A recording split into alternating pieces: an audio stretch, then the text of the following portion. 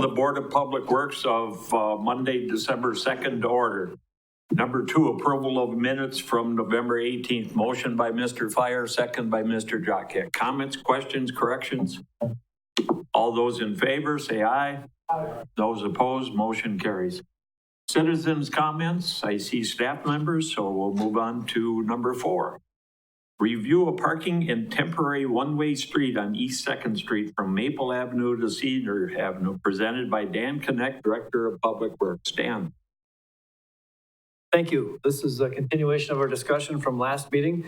At the last meeting, we kind of recapped the temporary one-way and angle parking scenario, and another alternative was brought up that would look at maintaining two-way traffic, but putting parallel parking on both north and south. Currently, there is no parking at all on the north side of 2nd Street between Maple and Cedar. So what I thought we would do is just kind of summarize what all the options were that we've talked about over the course of these several meetings, and then try to do some comparisons. So again, the first option was do nothing. That maintains two-way traffic. There is no parking on the north side of the street. There's approximately 9 stalls available on the south side. They are not painted, so even under this scenario, painting those stalls would ensure that they're at least used to their maximum capacity. Option 2 was to create an eastbound one-way street with angle parking on the north side and parallel parking on the south side. This option would add 16 stalls to the north side of the street, keep the 9 stalls on the bottom side, but it would require moving the curb and gutter to the north to make room for the angle parking. And it would have come with a cost of $56,000 estimated cost, so that's the most expensive option. Option 3 is the one we did the trial period on. That was a one-way eastbound with just parallel parking on the north side. Generates 16 stalls, but removes parking on the south side. So those stalls are all closer to the building then. And this can be done within the curb and gutter limits that are there.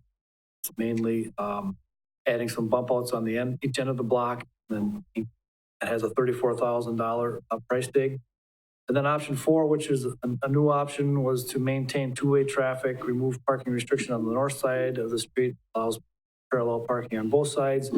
That gives you a total available stalls of 19, 9 on the south side, 10 on the north side. On the second page of my memo, I tried to summarize these a little bit so you could see the comparisons, ranging from 9 stalls in the current condition, 25 stalls, angle and parallel parking. Then the sample or trial project or parking we did at 16 stalls, and the two-way with parallel parking 19 stalls. So try to think about what some of the pros and cons were of these and what the goals of this whole effort were in the first place. And one, of course, was simply to add more parking stalls, but it was also to try to get more stalls closer to the front door, realizing that many of these folks have a hard time getting around, and having closer access was also important. So I didn't put this in the memo, but I did take one more look at another metric here, and that is how many stalls were directly in front of the building. And by that, I mean, if they were within this half of block here in front of the building on the north side of the street. So in the do nothing option, there are no stalls directly in front of the building. The closest stalls are on the opposite side of the street. In this option with parallel park or with the angle parking, we end up with 12 stalls directly in front of the building. And that's from the driveway into the library parking lot to the corner, 12 stalls directly in front of the building. This angle parking scenario also has 12 stalls directly in front of the building. The parallel parking scenario ended up with 7 stalls directly in front of the building. So that was another way of comparing, trying to get at are these stalls not only more in number, but are they close enough to be valuable to the patron? So there are, that's the summary of the options. As I mentioned in my recommendation, in the short term, we're not likely to make any of these permanent solutions. We could try the parallel parking scenario by removing parking restrictions on the north side. There may be some consequences with that, as the street will feel much narrower with parking on both sides. We'd be asking people to exit their vehicles into those traffic lanes. It does happen now, but there is room for cars to move away from the parked vehicles when there's only parking on one side. And then with the this time of the year and the snowbanks and so forth, it's difficult for passengers to get out passenger side when they're parked up against the curb in this winter time. But it could be a trial scenario to remove parking and see how that goes. With that, I guess I'd open it up to any questions that may still be out there yet. Mr. Jockey. One thing I've noticed is the entrance into the parking lot is moved over to the west. Can that be addressed? I don't think we talked about that. Yeah, go ahead. That is the actual location of the entrance that's there right now. With the revamp of the parking lot that's interior, that is, because this aerial photo is already 5 or 6 years old, it's basically doesn't have the true picture of what's there. So that is the actual location where that driveway entrance is. Anybody else? Mr. Witzel. Thank you. I guess the concern I have with the planned 25 stalls is the cost of $10,000 per extra stall over the 19 spaces that would be available with two-way traffic. Another thing that I have concern of, and I know that Mr. Fisher had mentioned this as well, the fact that the people that were questioned were only those that were at that location regarding that initial plan.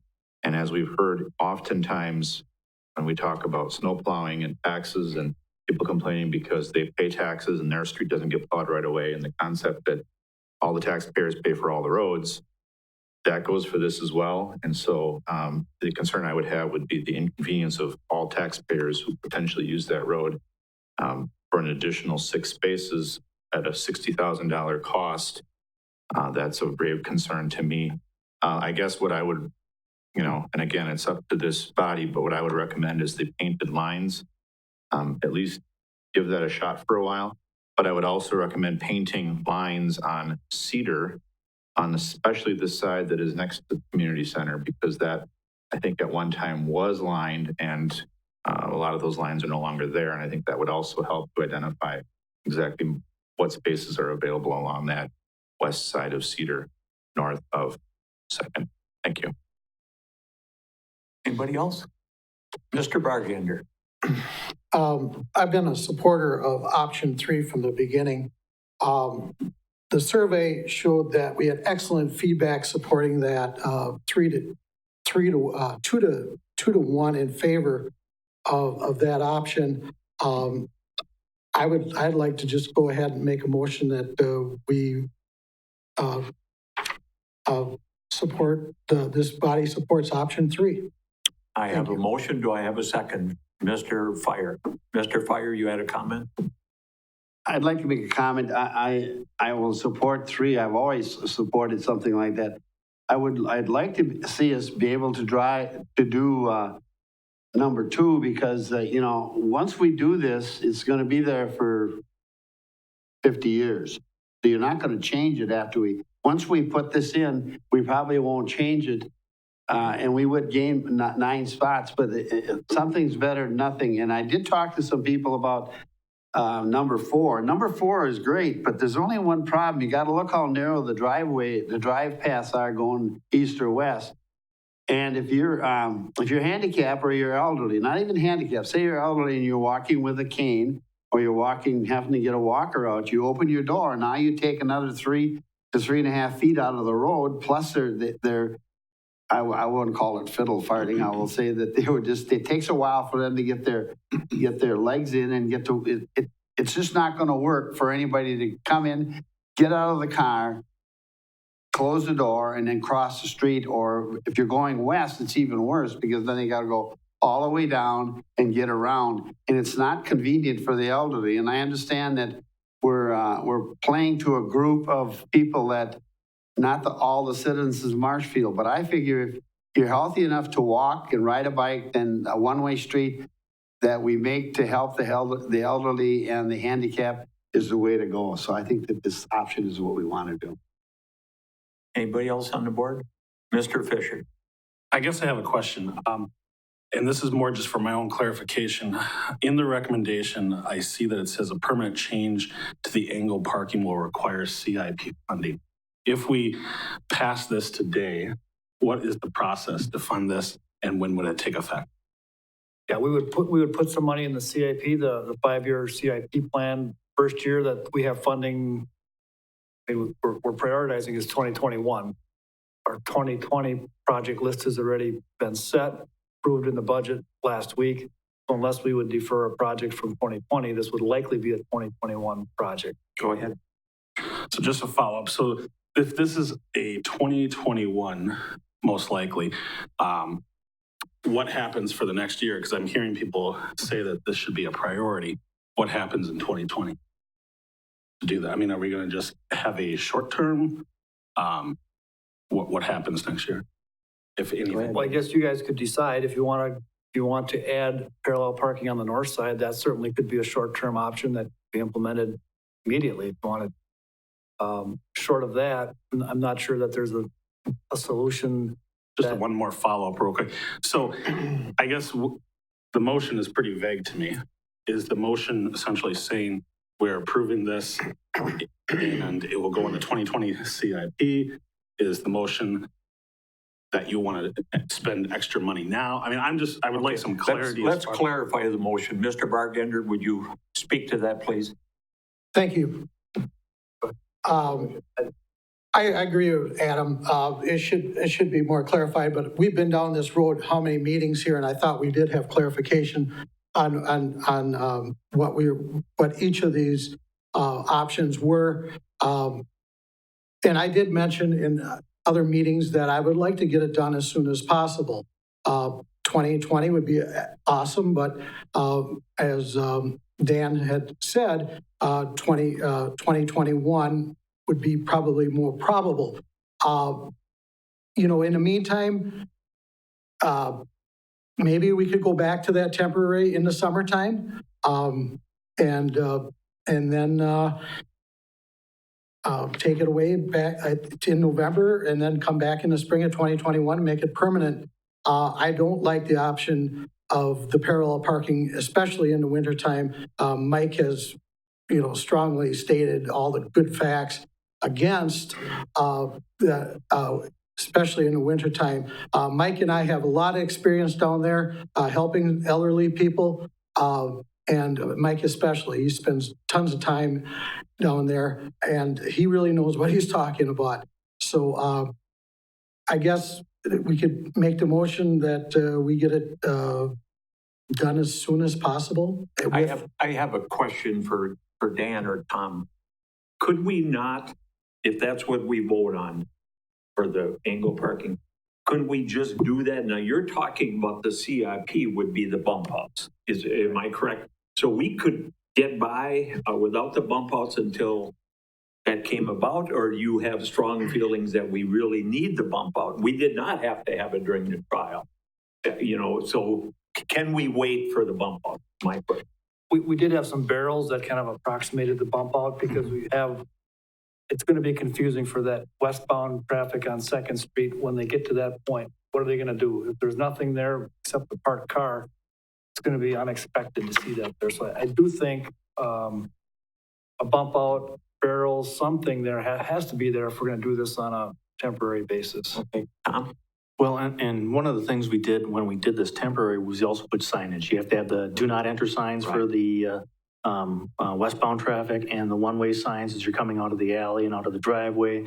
Make sure that people are going the right way so you don't have those conflicts there. So that was one of the reasons why the bump outs are kind of necessary. And that's why we had the temporary barrels. Okay. Mr. Fire, you had your hand up. Can't we just, if you do 3, can't we just line it for now? And then on either side of where the bump out is, can't we put a piece of concrete, like a concrete barrier on either end of that? And block that off with signage so they can't drive in there? Couldn't we just use a block, just a concrete block that, what I'm talking about, these blocks they use all over, just set a block on either end of it and then line it the way it's going to be. And then when we get the money to do the bump outs, we do them.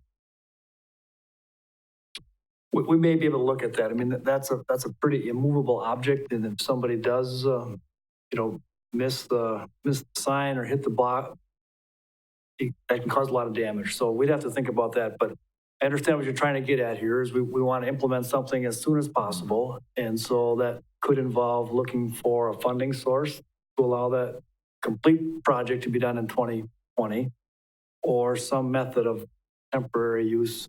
Go ahead, Mike. Or put a water-filled barrel, like they do on barriers on the highways, where if they hit the barrel, the water flies all over and it stops the car before they get to the iron that's gonna tear the car apart.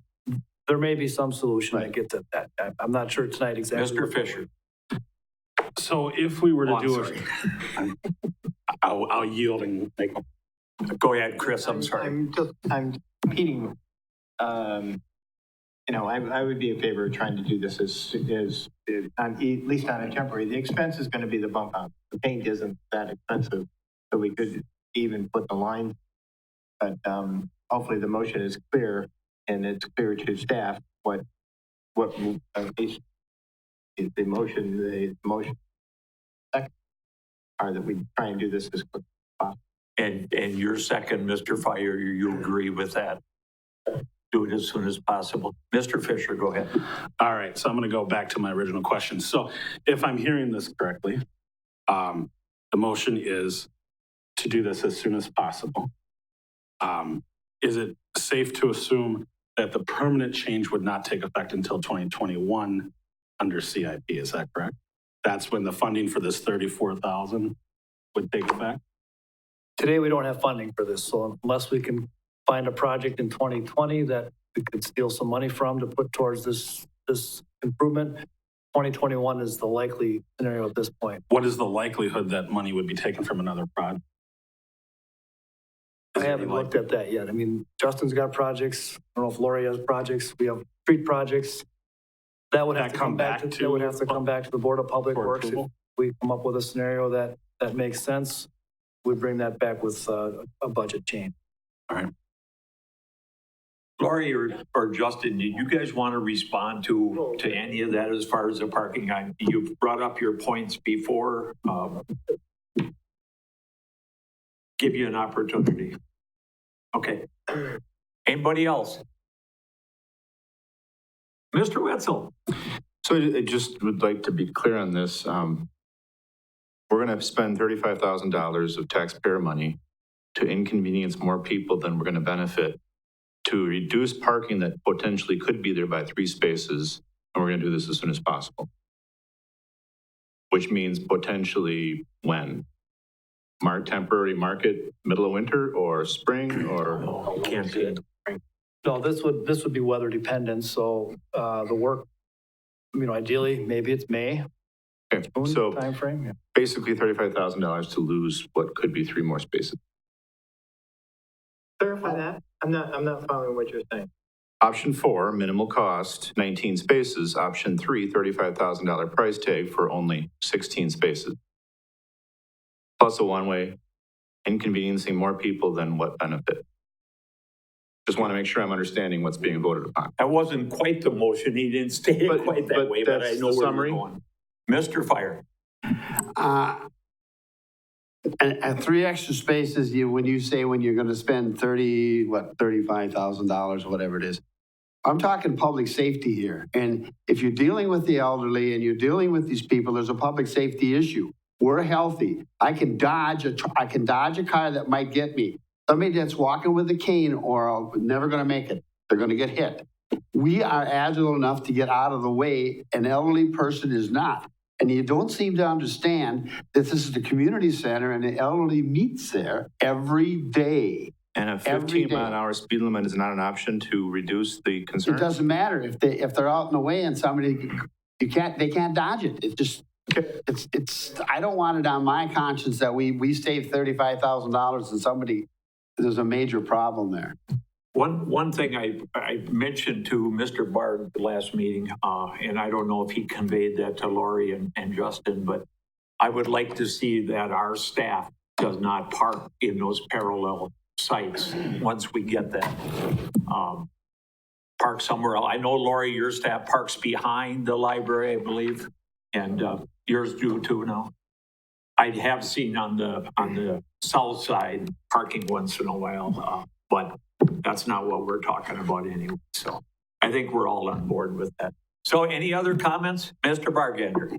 I guess for some total clarity here with the motion, I think the board here is in favor of going back to the temporary markings for next summer and then implementing the one-way street on a permanent basis in 2021. Is that what we're all thinking here? Well, unless, like Well, Dan I want to says- amend, I want to amend the motion. I just want to make sure everyone's on board here. I will amend the motion to state that we would implement on a temporary basis, option 3, like we did in 2019, as weather permitting, like Dan said, or Tom. And then in 2021, as funds became available, we will make this a permanent one-way with angle parking to benefit the users of the community center. That would be my motion. Is that a second, Mr. Fire? No. No, okay, is there a second to that motion on the amendment? We got a motion on the floor, let's, anybody want to second his motion? Last call, no second, motion dies.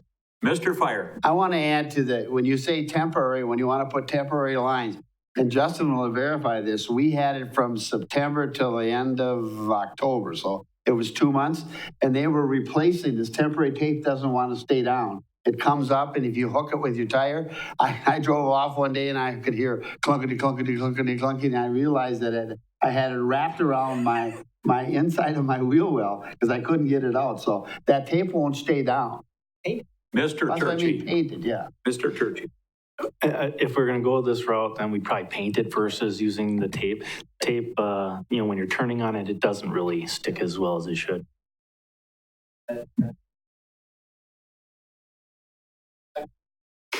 Mr. Jokic, you had your hand up. I don't want I've to had miss my you hand again. up for 20 minutes. Yeah. I like option 3. I know, I understand $35,000 of taxpayer money, but that's what we do, is we spend taxpayer money to benefit. This is a benefit of the community. You're right, it is, absolutely right. We could use that same argument on any, but this is what we do. This is how we make decisions. If you want to do a whole survey and survey everybody in the city, go ahead and do that. That's probably going to cost 10 grand to do it. It's not going to tell us what. No. It really isn't going to tell us, because so many people, the people that use this space are those that have already addressed this through the survey at the library and at the community center. Those are the ones that will most impact. Anyone who goes down there for an event, it doesn't matter whether it's one way or two way. They'll figure out how to get in. It's the way it is in every city. You deal with it. We're adults who drive. It's one way. Oh, and I guess I have to go around. Oh, well, you deal with it. Otherwise, let's not do anything anymore. Let's just stop with any Is change. your mic on, Chris? It is on. Are you trying to tell me? He was, communications was, Well, my mic is on. That's good. No one needed to hear that big rant. In the angle parking, you get 11 spots right in front of the building. In the other one, on the side, you only get 6. So you actually get more benefit to that, given the angle parking. I guess the idea is to get temporarily approve option 3, paint the lines on for next spring, whenever the weather permits that we can get those, and put up the orange barrels or blue barrels or whatever color barrels you want to use to mark that, so people recognize, do the proper signage with the one way, do not enter, and people will figure it out. And they have to go around the block, they go around the block. But you never heard anything, right? No. In the 2 months? No. Did you? I didn't.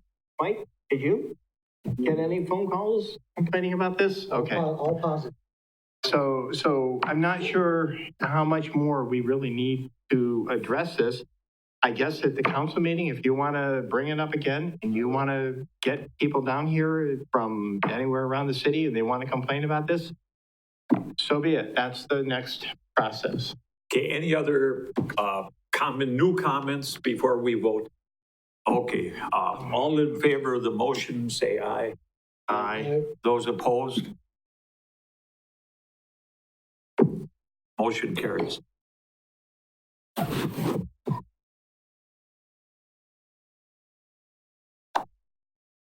Is it clear, Dan, what you need? Yeah, the motion was clear, focused on option 3, funding in 2020, if we can find funding for it. But I think I will add a note to the minutes that the intent was that to implement a temporary solution in 2020 if permanent funding or funding for a permanent solution isn't available. And point of order, did we get a second? I will have seconded that. I don't think we got a second.